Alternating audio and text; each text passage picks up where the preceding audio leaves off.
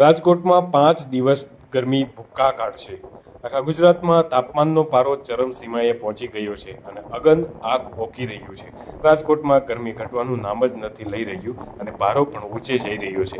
દરમિયાન આગામી 5 દિવસ સુધી શહેરમાં ગરમી ભૂક્કા કાઢી નાખે તે રીતે પડકાર હોવાથી પાલિકા તંત્ર દ્વારા રેડ એલર્ટ જાહેર કરવામાં આવ્યું છે।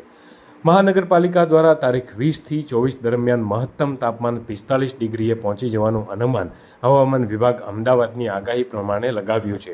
એકંદરે 5 દિવસ હીટવેવની પરિસ્થિતિ રહેવાની હોવાથી રેડ એલર્ટ જાહેર કરાયું છે।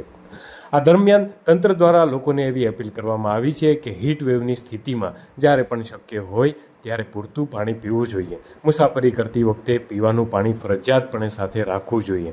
આ ઉપરાંત બને તેટલો સમય ઘરમાં જ રહેવું જોઈએ અને ઘરમાં હવાની અવરજવર યોગ્ય રીતે રહે તેવી વ્યવસ્થા કરવી જોઈએ। તડકામાં બહાર નીકળવાનું ટાળવું જોઈએ અને ખાસ કરીને બપોરે 12 થી 3 વાગ્યાની વચ્ચે ઘરમાં જ રહેવું હિતાવહ ગણાશે। આ જ રીતે બપોરે બહાર હોય ત્યારે વધુ મહેનતવાળી પ્રવૃત્તિથી દૂર રહેવું જોઈએ અને ખુલ્લા પગે બહાર નીકળવું ન જોઈએ। ભારે ગરમી હોવાના કારણે આલ્કોહોલ, ચા, કોફી, કાર્બોનાઇટ, સોફ્ટ ડ્રિંક અથવા મોટી માત્રામાં ખાંડવાળા પીણા લેવાનું ટાળવું જોઈએ। એક બાજુ રાજકોટમાં ગરમી બોકાસો બોલાવી રહી છે ત્યારે બીજી બાજુ રોગચાળો પણ એટલો જ વધી રહ્યો છે।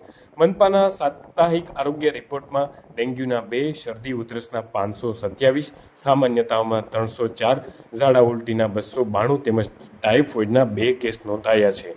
આગામી સપ્તાહે રોગચાળામાં ઉછાળો આવવાની પણ શક્યતા નિષ્ણાત તબીબો જણાવી રહ્યા છે।